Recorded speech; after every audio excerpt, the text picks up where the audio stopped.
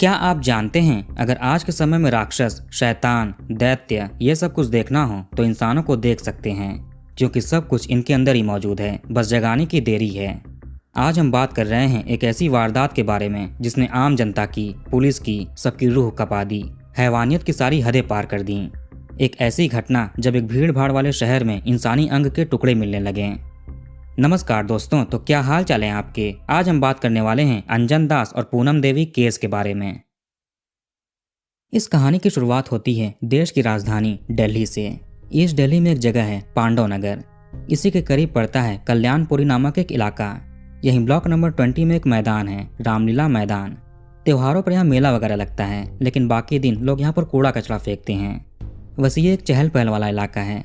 मैदान के दूसरी साइड पूरा मार्केट है, दुकानें हैं, लोगों की भीड़ होती है।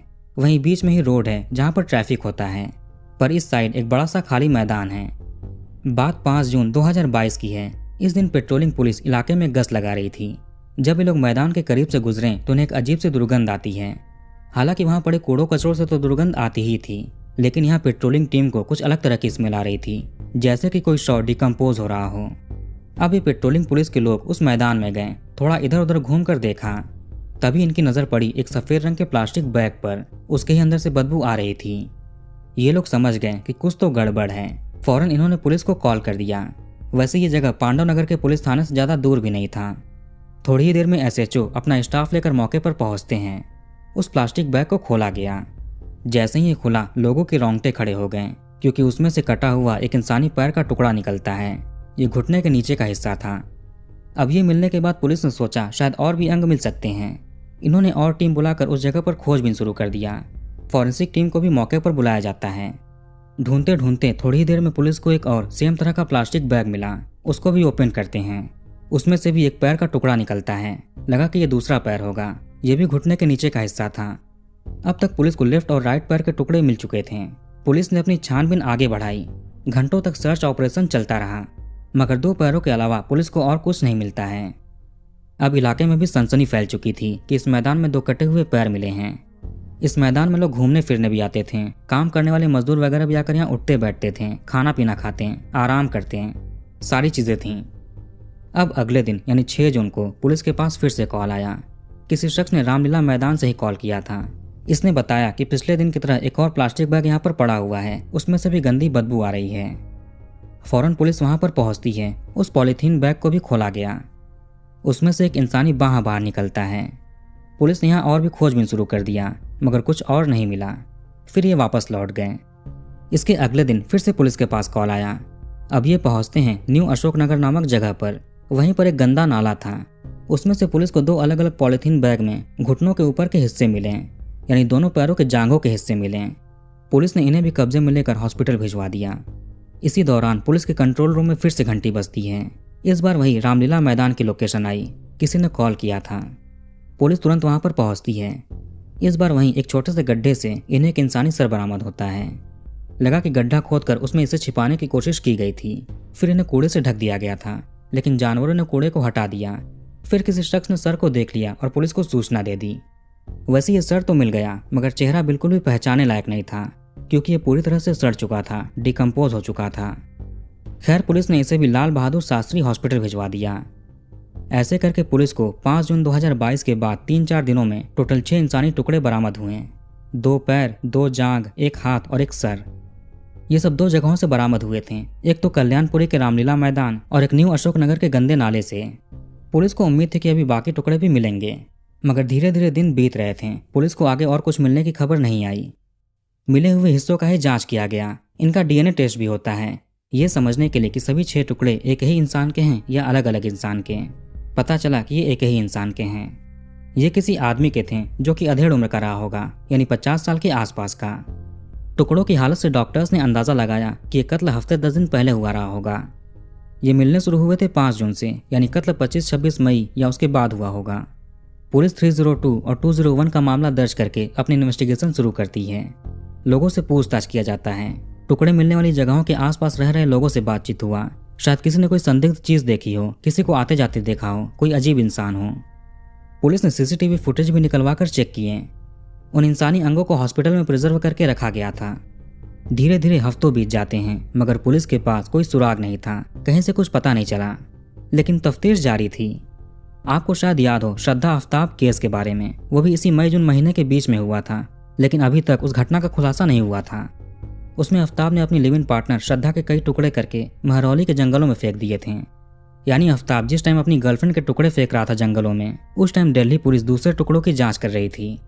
खैर इधर बात करें तो टुकड़े मिलने के कुछ दिनों के बाद हाई रैंक ऑफिसर्स की तरफ से दिल्ली क्राइम ब्रांच को ऑर्डर मिलता है कि जो भी पेंडिंग केसेस हैं जो कि लोकल पुलिस से सॉल्व नहीं हुए, उन्हें जल्द से जल्द सॉल्व कीजिए। वो फाइल्स क्राइम ब्रांच के पास मंगाई गई। तो ऐसे करके टुकड़े मिलने वाला ये केस पांडव नगर पुलिस थाने से क्राइम ब्रांच के पास चला गया। इन्होंने भी अपनी इन्वेस्टिगेशन शुरू कर दी। जहाँ जहाँ पे टुकड़े मिले थे उस जगह के आसपास वहाँ आने वाले सभी रास्तों के सीसीटीवी कैमरे ढूंढे गए। वैसे सबसे आखिरी में वो इंसानी सर ही मिला था, उसके बाद और कोई टुकड़े नहीं मिले थे। तो 25 मई से लेकर इंसानी सर मिलने वाले दिन तक के फुटेजेस निकलवाए गए।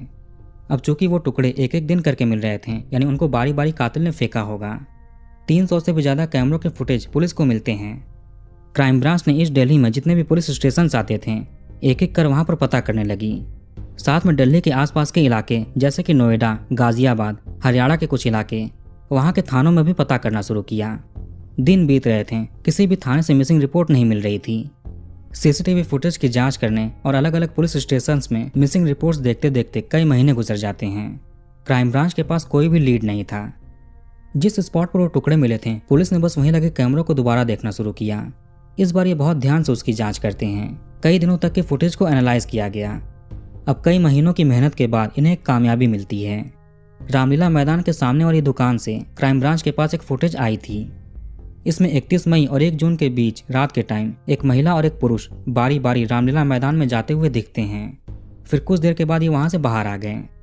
क्राइम ब्रांच ने जब थोड़ा ध्यान दिया तो देखा कि ये दोनों लोग कोई भारी भरकम चीज बैग में लेकर मैदान की ओर जा रहे हैं। फिर थोड़ी देर के बाद ये बाहर आ गए। जब ये बाहर आए तो इनका हाथ खाली था।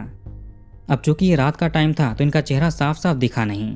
क्राइम ब्रांच ने आगे की फुटेज चेक की। अब 2 जून की सुबह 10 सवा 10 के बीच वापस ये महिला और पुरुष इस मैदान में आते हुए दिखते हैं। इस बार इनके हाथ में कुछ भी नहीं था। ये दोनों मैदान में थोड़ी देर घूमे फिरे फिर वापस चले गए। ये दिन का वक्त था लेकिन फिर भी कैमरे की क्वालिटी की वजह से चेहरा साफ साफ समझ नहीं आया। जो भी हो, पुलिस ने इनकी फोटोज निकाली और वहीं मैदान के आसपास के दुकानों में पूछताछ शुरू कर दिया कि इस तरह के कपड़ों में किसी को यहाँ आते जाते देखा हो। जिस रास्ते से ये लोग यहाँ पर आए थे और जिस रास्ते से गए पुलिस ने वहाँ भी पूछताछ किया। ये लोग दरवाजों पर जाना शुरू कर देते हैं। कुछ एक्सपर्ट से यह भी पता चला कि इन टुकड़ों को फेंकने से पहले, डंप करने से पहले इन्हें जमाया गया होगा, फ्रिज में रखा होगा। पुलिस कई घरों के फ्रिज भी चेक करती है। लोगों के लिए थोड़ी अजीब चीज़ थी। फ्रिज के अंदर के दीवारों का सैंपल लेकर उन्हें टेस्ट करने के लिए लैब भेजे जाते हैं। पहले तो क्राइम ब्रांच पुलिस थानों में पता कर रही थी कि मिसिंग रिपोर्ट दर्ज हो, मगर सीसीटीवी फुटेज में उन महिला और पुरुष का पता चलने के बाद जनता से बात हो रही थी। जून में 100 के टुकड़े मिले थे। अब नवंबर का महीना आ गया। लोगों से उन महिला पुरुष के बारे में पूछते और किसी मिसिंग पर्सन के बारे में पता करते क्राइम ब्रांच त्रिलोकपुरी नामक इलाके में पहुंची। यहाँ बात करते करते क्राइम ब्रांच को एक शख्स मिलता है। उसने कहा कि अगर आप लोग किसी को ढूंढ रहे हैं तो लगे हाथ एक और आदमी को ढूंढ दीजिए।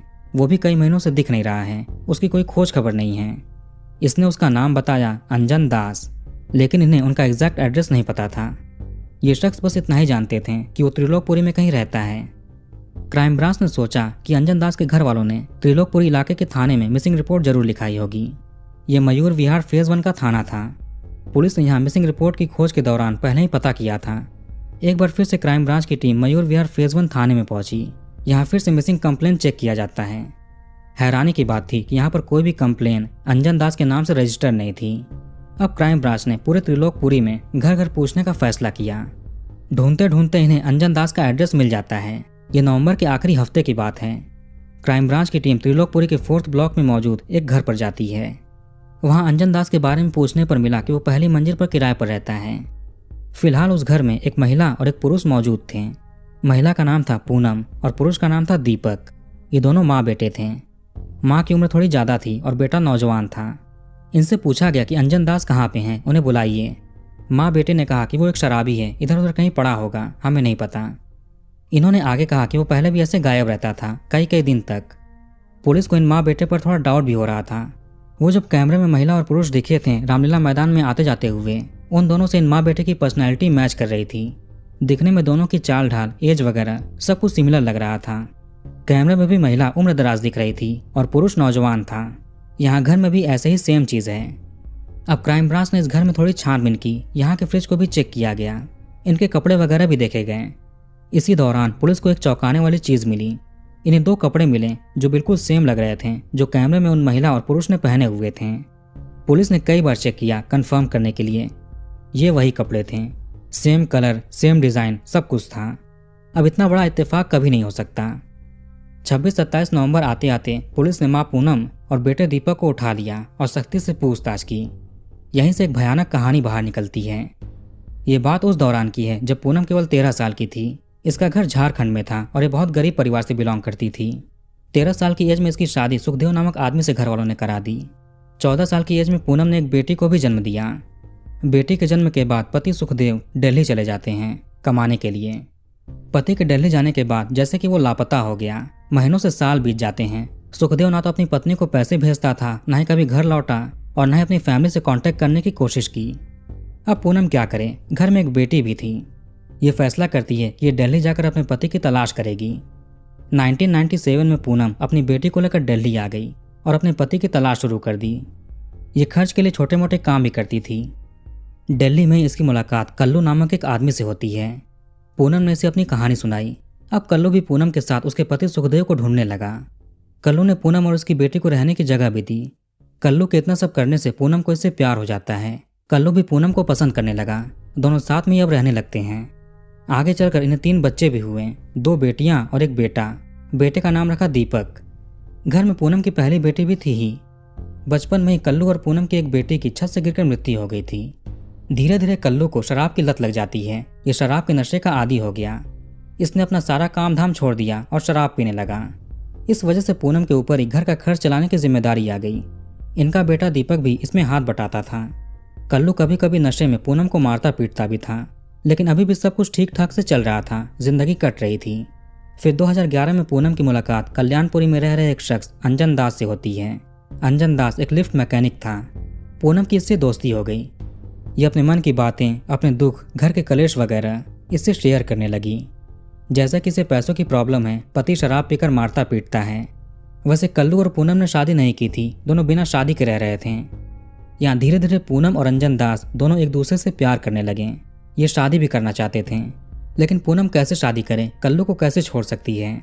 वैसे कल्लू पूनम की कद्र भी नहीं करता था, दिन भर शराब पीकर पड़ा रहता था। 2016 में इसकी शराब पीने की वजह से लीवर खराब हो गया और लीवर फेलियर की वजह से इसकी मृत्यु हो गई। फिर 2017 में पूनम ने अंजन दास से शादी कर ली।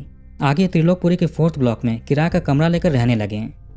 इनके साथ पूनम के पहले पति से जन्मी एक बेटी और कल्लू से जन्मे 2 बच्चे, एक बेटा और बेटी, वो भी साथ रहते थे। कल्लू की एक बेटी की तो 4 साल की एज में ही छत से गिरकर मृत्यु हो गई थी। 2018 में पूनम ने अपने बेटे दीपक की भी शादी करा दी। शादी के बाद दीपक अपनी पत्नी को लेकर घर से कुछ दूर किसी दूसरे किराए के घर में रहने लगा, क्योंकि ये वाला घर छोटा पड़ रहा था, केवल एक ही कमरा था वहाँ पे। पहली बेटी की भी पूनम ने शादी करा दी थी, मगर उसकी अपने पति से नहीं बनी तो डाइवोर्स हो गया। फिर वो अपनी माँ के साथ ही रहने लगी। पूनम किसी हॉस्पिटल में काम करती थी और दीपक एक वेटर था। धीरे धीरे अंजन दास ने अपना लिफ्ट मैकेनिक वाला काम छोड़ दिया और शराब पीने लगा। यह भी कल्लू की तरह दिन दिन भर शराब पीकर पड़ा रहता, पत्नी से लड़ाई झगड़ा करता, उसको मारता पीटता। ये शराब पीने के लिए दीपक और पूनम के कमाए पैसे भी छीन लेता था। एक और चीज, इसने पूनम के कुछ गहने भी चोरी करके बेच दिए थे। 2019 में दीपक का एक बेटा भी होता है। अभी भी घर पर सब कुछ ठीक था। माँ बेटे पूनम और दीपक के दिमाग में आया कि अंजन दास इतने सारे पैसे हमसे ले रहा है और गहने चोरी कर रहा है, आखिर इनका करता क्या है। इन दोनों ने अपने लेवल पर पता किया। पता चलता है कि अंजन दास की ऑलरेडी पहले एक शादी हो चुकी है। इसके बिहार में एक पत्नी है और 8 बच्चे हैं। उनको ही ये अंजन दास हर महीने पैसे भेजता है। अब यहीं से घर में खटास शुरू हो गई, क्योंकि अंजन दास ने झूठ बोलकर पूनम से शादी की थी। इसने कभी बताया नहीं कि ऑलरेडी शादीशुदा है, इसके 8 बच्चे हैं। 2022 के शुरुआती दिनों से अचानक से दीपक की वाइफ अपनी सास यानी पूनम के घर पर आना बंद कर दिया। पूनम ने जब इससे वजह पूछी तो बहू ने कहा कि अंजन दास की इस पर गंदी नजर है, उसने गलत तरीके से टच करने की कोशिश की, जबरदस्ती करने की कोशिश की। जब ये बात पूनम को अपनी बहू से पता चली तो इनकी जो बेटी थी तलाकशुदा, उसने भी कहा कि अंजन इसके साथ भी गलत हरकत करने की कोशिश करता है। अब ये सारी बातें पूनम ने अपने बेटे दीपक से बताई। ये सुनते ही दीपक का खून खौल उठता है, पानी सर से ऊपर जा चुका था। अंजन दास एक तो मेहनत की कमाई के पैसे छीन रहा है, घर में चोरी कर रहा है और अब घर की बहू बेटियों पर इसकी गंदी नजर है। इसका कुछ करना पड़ेगा। पूनम और दीपक मिलकर सारा प्लान बनाते हैं। दिल्ली में जहाँ कहीं भी सुनसान इलाका था जहाँ पर लोग आते जाते ना हो, दीपक वहाँ की रेकी करता है जिससे जान सके कि शव कहाँ पर ठिकाने लगाना चाहिए। सारी चीजें करने धरने के बाद कत्ल का दिन चुना गया। वो था 30 मई 2022। इसके पहले दीपक बाजार गया और वहां से नींद की दवाई, डैगर नाइफ, एक नॉर्मल नाइफ, पॉलिथीन के बैग्स और कुछ शराब की बॉटल्स खरीदता है। सारी चीजें घर पर लेकर आया। इसकी तलाकशुदा बहन यहाँ माँ पूनम के घर पर रहती थी, लेकिन वाइफ दूसरे घर पर थी और बच्चा भी वहीं पर था। दीपक ने अपनी बहन से कहा कि तुम अपनी भाभी और भतीजे के घर पर जाओ, वहीं पर रहना। मैं आज के दिन यहाँ रहूंगा, मुझे माँ और पिताजी से कुछ बात करनी है। अब बहन चली गई। कुछ ही कदम की दूरी पर भाभी का घर था। अब घर में रह गए दीपक, पूनम और अंजन दास। 30 मई की रात में दीपक ने अंजन दास को खूब शराब पिलाई। जब वो नशे में हो गया तो उसके शराब में नींद की गोलियां मिलाकर पिलाता है। इसे पीते ही अंजन दास रूम में ही बेहोश हो गया। फिर दीपक डैगर नाइफ लेकर आता है और अंजन दास के गले पर चला दिया। दीपक के अंदर बहुत गुस्सा भरा हुआ था। ये तब भी नहीं मानता है। इसने अंजन दास के चेस्ट पे, स्टमक पे, एब्डोमेन एरिया पे हर जगह ताबड़तोड़ वार किए। अंजन दास की तो पहले ही गले पर चाकू चलाते वक्त ही मृत्यु हो गई थी। जब दीपक का गुस्सा शांत हुआ तो उसने अंजन दास को चेक किया। उसकी सांसें और दिल की धड़कन रुक चुकी थी। माँ पूनम भी वहीं पर मौजूद थी। इसके बाद दीपक और पूनम ने अंजन दास को वहीं रूम में ही छोड़ दिया। पूरी रात अंजन दास का शव वहीं रूम में ही पड़ा रहा, रक्त प्रवाहित होता रहा। अब अगला दिन यानी 31 मई की तारीख आई। दीपक ने अपनी बहन और वाइफ को कहा कि कुछ दिन तुम लोग वहीं पर रहो, मैं जब बोलूँ तभी यहाँ पर आना। खैर इधर फर्श पर पड़े रक्त जमने शुरू होने लगे। शरीर से पूरा रक्त निकल चुका था।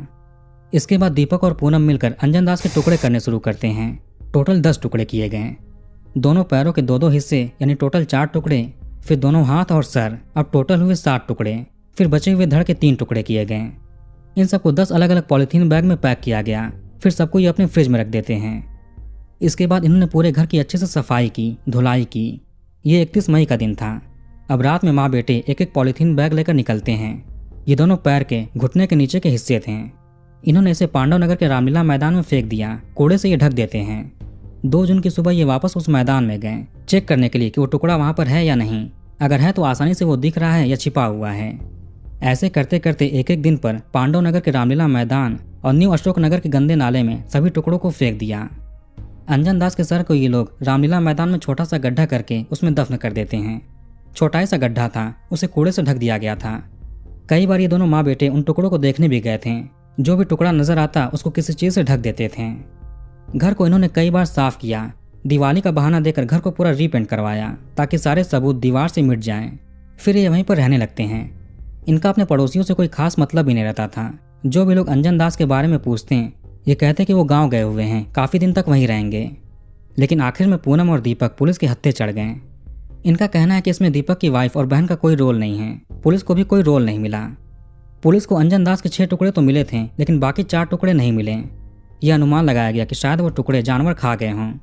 पुलिस को कत्ल में यूज किया गया हथियार मिल गया। अंजन दास का मोबाइल फोन भी माँ बेटे के पास से बरामद होता है। पुलिस की एक टीम बिहार भेजी गई। वहां से अंजन दास के परिवार का DNA सैंपल लिया गया ताकि पता कर सकें कि ये टुकड़े अंजन दास के हैं भी या नहीं। माँ बेटे ने अपना जुर्म स्वीकार भी कर लिया है। वो फ्रिज जिसमें एक टाइम पर अंजन दास के टुकड़े रखे हुए थे, जब पुलिस नवंबर 2022 में दीपक और पूनम को उठाती है तब भी ये लोग वही फ्रिज यूज कर रहे थे। उसमें खाने पीने की चीजें रखी हुई थीं। खैर इन पर कार्रवाई चल रही है। तो कहानी को यहीं पर खत्म करते हैं। आप कमेंट करके बताइए कि वीडियो आपको कैसा लगा। इस वीडियो को लाइक और शेयर जरूर करिए। हमारे चैनल को सब्सक्राइब करके बेल आइकन ऑन कर लीजिए। मिलते हैं नेक्स्ट वीडियो में। धन्यवाद।